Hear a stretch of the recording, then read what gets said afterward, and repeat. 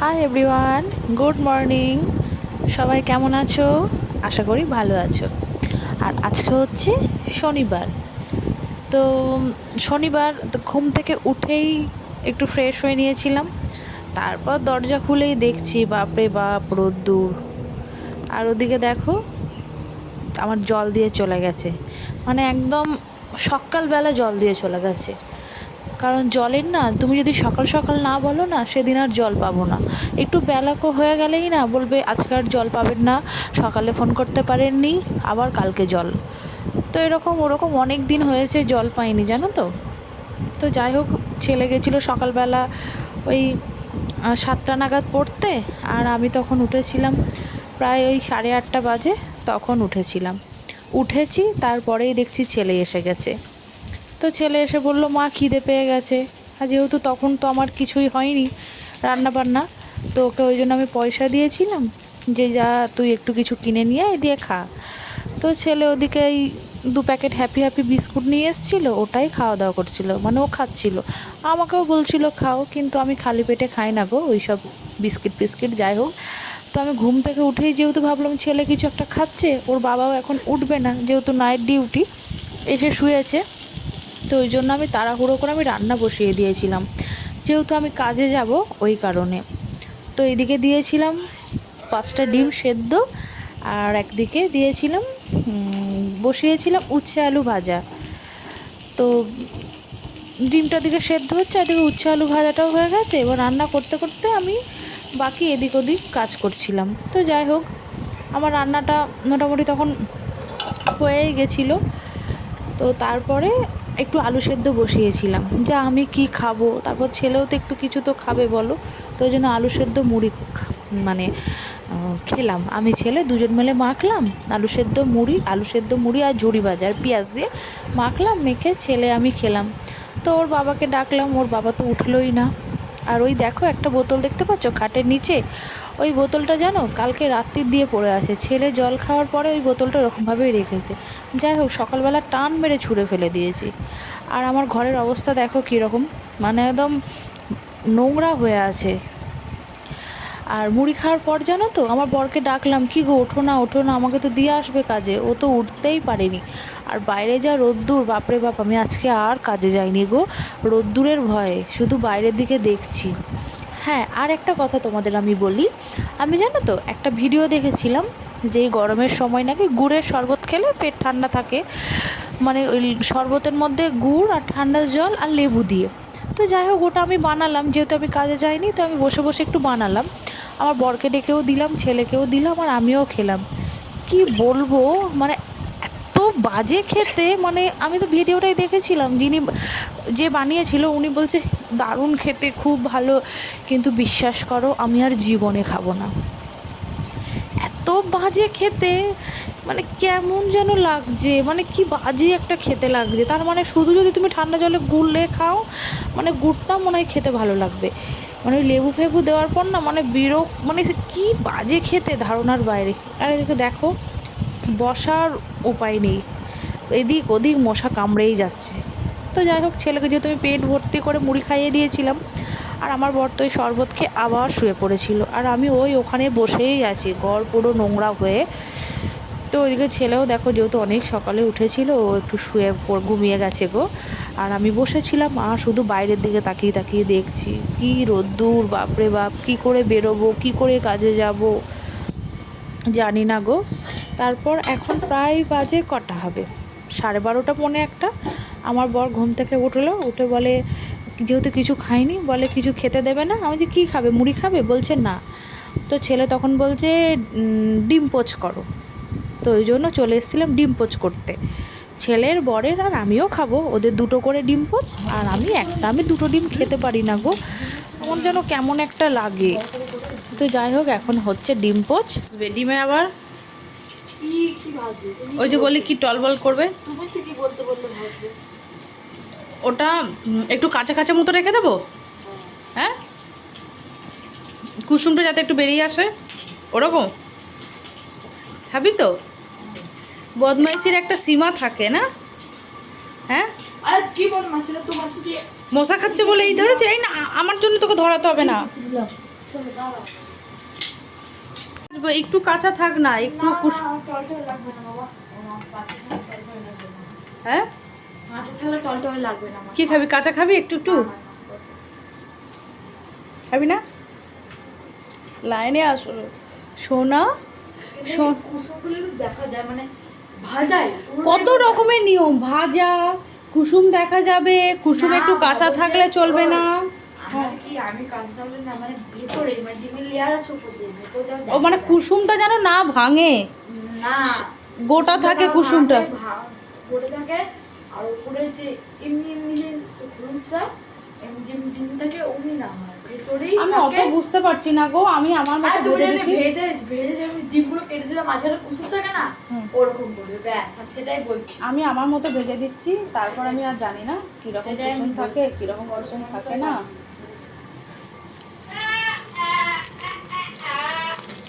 ওর আবার একটু বেশি করে গোলমরিচ দিতে হবে, না হলেই গেল না। ঘন্টা নিয়ে এসছি, দাও দাও বাবা দিয়ে বাবা পেয়েছে তারপরে নে নে নে নে রাখ, একটা জায়গায় দে। এই তো সুন্দর। কি দিয়ে আর কি দিয়ে খেলে ভালো লাগবে? শুধু খাবি আবার কি দিয়ে খাবি? হ্যাঁ হাতে করে নে আর টপ করে খেয়ে নে বাবার মতো।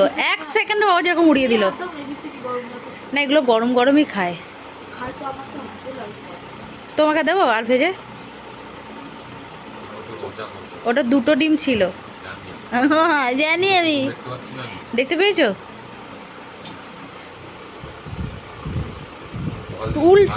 উল্টে পাল্টে। তুমি খাওনি কেন? তুমি ঘুমাচ্ছ কেন? তুমি উঠলে না?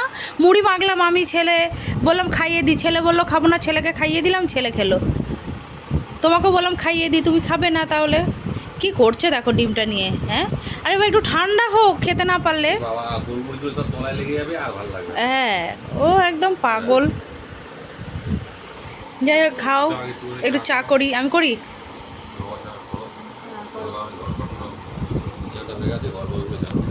এই যে এইটা হচ্ছে আমার ডিম পোচ, মানে আমি একটা খাবো বলেছিলাম একটা ডিমের, তো এই আমার একটা ডিমেই হচ্ছে।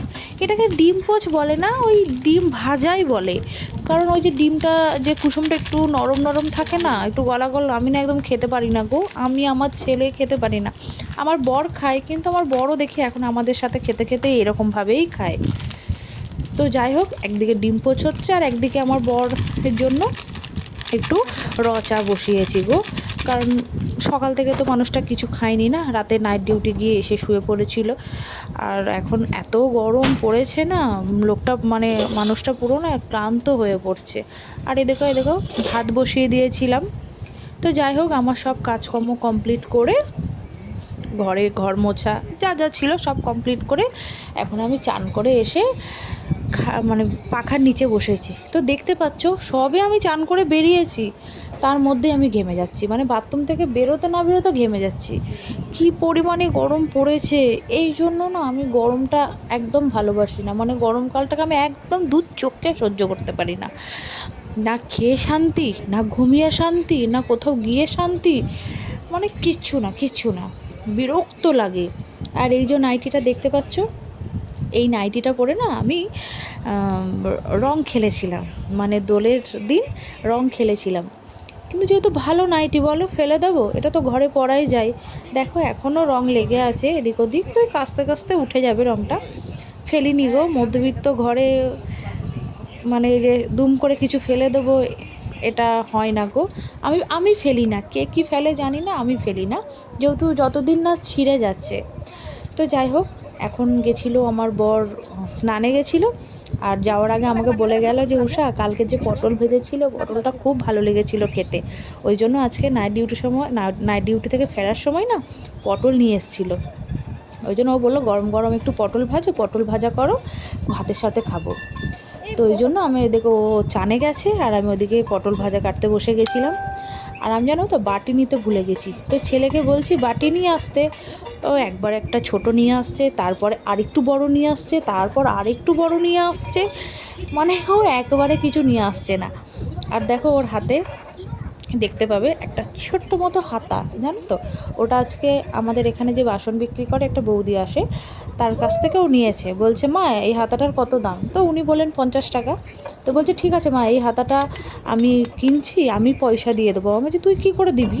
বলছে তোমরা যখন টাকা দেবে, পয়সা দেবে, সেগুলো আমি জমিয়ে তোমাকে আমি 50 টাকা দিয়ে দেবো, তুমি তখন দিয়ে দেবে, কারণ আমি একেবারে টাকা দিতে পারবো না, আমি তো একটু লোভী, আমি তো একটু খেয়ে ফেলবো। মানে শুনেও ওখানেও সবাই হাসছিল আর আমিও হাসছিলাম। তো ওই হাতা টাকা নিয়ে ওই যে বাটিগুলো নিয়ে আসছিলো ওগুলো বাজাচ্ছিল, যাই হোক। তো ওই হাতাটা নিয়ে আমি ওর সাথেই দেখো একটু খেলা করছিলাম, বলছিলাম দেবো না বা কিছু, তারপর ওর হাতে আমি মারছিলাম।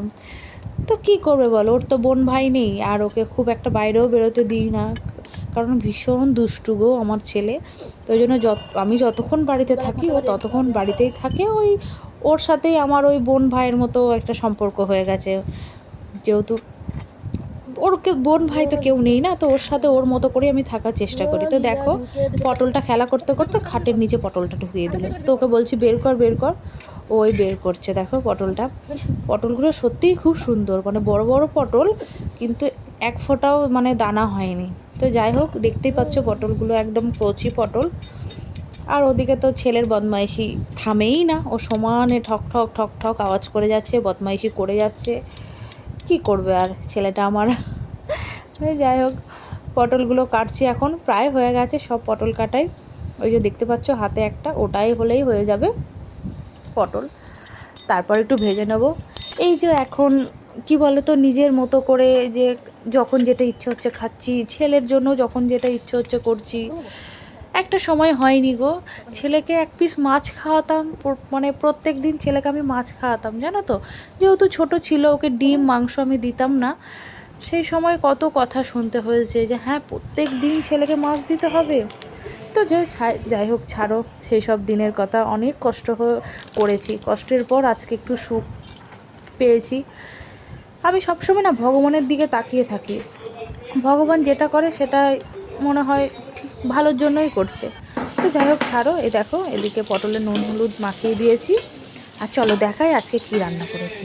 এই দেখো গরম গরম ভাত, আর দেখো ভাতের ঢাকাটা খুলতে গিয়ে না আমার হাতে না ছ্যাঁকা লেগে গেছে গো, মানে হাতটা পুরো মানে ছ্যাঁক করে ছ্যাঁকা লেগে গেল পুরো, যেহেতু ভাতটা গরম ছিল ওই জন্য, মানে হাঁড়িটা তো গরম না।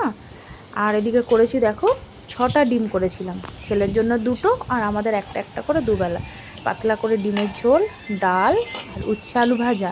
আর এটা হলো এঁচোড়ের তরকারি, ওই দিদিটা পাশের বাড়ি দিদি ও দিয়েছিল এঁচোড়ের তরকারিটা। আর এদিকেও আমার দেখো পটল ভাজা বসিয়ে দিয়েছি নুন হলুদ মাখিয়ে। পটল একবারে দিয়ে দিয়েছি জানো তো পটলগুলো, কারণ দেরি হবে, ও আমার বড় চান করে বেরিয়ে যাবে, ওই জন্য একবারে দিয়ে দিলাম। আর ডিমের ঝোলটা আজকে কাঁচা লঙ্কা দিয়ে একদম পাতলা করে করেছি, এই গরমের মধ্যে না মশলা না খেতে ইচ্ছেই করছে না। তো যাই হোক, সব খাবার দাবারগুলো আমি ঘরে নামিয়ে দিয়েছিলাম। আর ওদিকে সেই হাতাটা নিয়ে আবার আমার ছেলে পড়েছে, মানে থালাগুলো ওই নিয়ে গেল, কিন্তু আমি কেন রে, আমি নিয়ে যাচ্ছি না, ও তাড়াহুড়ো করে থালাগুলো নিয়ে গেল কেন? ওই দেখো ওই হাতাটা দিয়ে ও এখন ভাত বাড়ছে, মানে ওই হাতাটা ও নতুন হাতা তো মানে ব্যবহার করবে, ওই জন্য ও ছটপট ছটপট করছে। আর এদিকে দেখো আমার পটল ভাজাও হয়ে গেছে। আর কি বলবো বন্ধুরা, মানে এত গরম পড়েছে, গরমের মধ্যে ঠান্ডা জল ছাড়া আমি পুরো মরে যাব, ঠান্ডা জল খেতে না পারলে আমি মরে যাব পুরো। তো এই দেখো ওদিকে আমার বর ঠান্ডা জল মেশাচ্ছে, আর সেই আমার ছেলের বদমাইশি করেই যাচ্ছে, কত ভাত ফেলছে দেখো। তো যাই হোক, সব খাওয়া দাওয়া করে সব একটা লম্বা ঘুম দিয়েছিলাম। আর এখন হচ্ছে ওই 8টা মতো বাজে, সন্ধেবেলা আমার বর উঠে এখন চা করেছে। তো দেখো আমার সামনে বসে গেল, মুখের সামনেটাই বসে পড়লো দুম করে, ধুম, যেন জায়গাটা কেনা আছে। তুমি বসছি বলে হাওয়াটাও পাচ্ছি না আমি, হাওয়া কোন দিকে উড়ে চলে যাচ্ছে।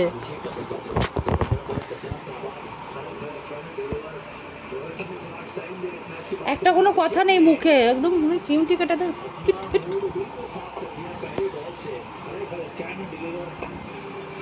বাজে লোক একদম। এখন ওই 9:30 মতো বাজে। আর ওইদিকে দেখো আমার ছেলে মানে সামনেই যেহেতু আয়না আছে, আয়না দেখে দেখে খেলা করছে। আর এদিকে দিয়ে গেল ওই যে পাশের বাড়ি দিদি দুটো হাঁসের ডিম। যেহেতু আমার বাড়িতে হাঁসের ডিম হয় না, আমার ছেলে বর কেউ খায় না, তাই ও হাঁসের ডিম রান্না করলেই আমাকে দিয়ে যায়। তো ওই হাঁসের ডিম দিয়ে গেল, ওই হাঁসের ডিমটা এখন খাবো। একটু সাউন্ডটা কমা না বাবা, একটু সাউন্ডটা কমিয়ে শোনো, মানে একদম বাড়িয়ে একদম এমন সাউন্ড দেবে পুরো বাইরে থেকে শোনা যাবে এরকম একটা ব্যাপার। তো যাই হোক, আমাদের খাওয়া দাওয়া হয়ে গেছে, অনেকক্ষণ হয়েছে। কটা বাজে তখন? 10:45। যেহেতু বরের সাথে একসাথেই খেয়ে নিই, কারণ একা একা খেতে না একদম ভালো লাগে না। তো বর খাওয়া দাওয়া করে ও ডিউটি চলে গেছে, আর আমারও খাওয়া দাওয়া করে যেসব কাজ ছিল করা হয়ে গেছে। আর ছেলে তো এদিকে শুয়ে পড়েছে। শুয়ে পড়েছে মানে কি, যে ও যে ঘুমাচ্ছে সেটা নয়, এই যে এটা যতদিন না শেষ হবে আমার শান্তি নেই। এই বয়স থেকে এখন শুধু এই যে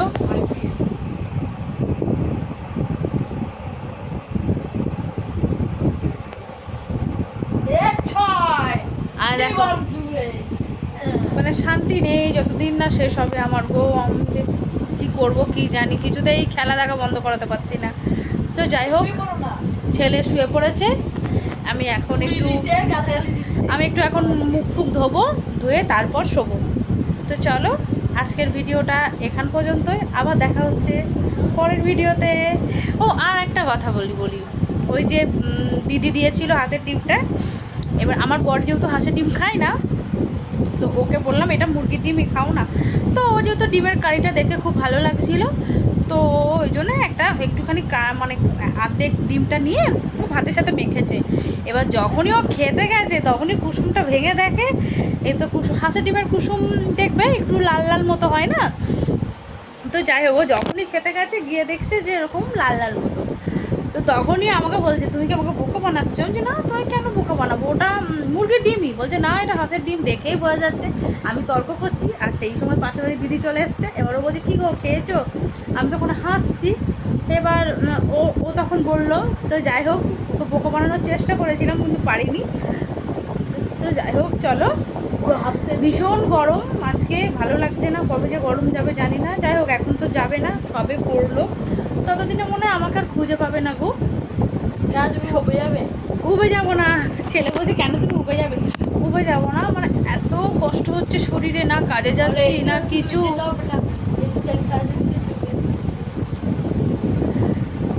এত বকে না আমার ছেলে, মানে একটা কথা বলবো তার মাঝখানে ও 100টা কথা বলে দেবে এরকম। তো যাই হোক, একটাও কাজ করতে ইচ্ছে করছে না, কিছু না, সারাক্ষণ ঘরে খাচ্ছি দাচ্ছি আর ল্যাদ খাচ্ছি, শুয়ে থাকছি, এই হচ্ছে। জানি না জীবনে কি হবে, আর যত খাচ্ছি তত মোটা হচ্ছি। আর রোগ জানো, যত দিন যাচ্ছে যত মোটা হবো তত রোগ আমার বাড়বে। এ তো আজকের নয়, এ তো ডাক্তার দেখাতে ডাক্তার বলেই দিয়েছে যত তুমি মোটা হবে তত তোমার রোগ বাড়বে। তো একটাই তোমার রোগের ওষুধ, রোগা হয়ে যাও, মানে একদম স্লিম হয়ে যেতে হবে আমাকে। আমার যেসব রোগ আছে শরীরে, আমাকে পুরো স্লিম হয়ে যেতে হবে, তাহলে আমি সুস্থ। তাছাড়া আমাকে কেউ বাঁচাতে পারবে না। অনেক রোগ গো বন্ধুরা, অনেক রোগ শরীরে, এই বয়সে অনেক রোগ বাঁধিয়ে ফেলেছি। তো যাই হোক, চলো টাটা।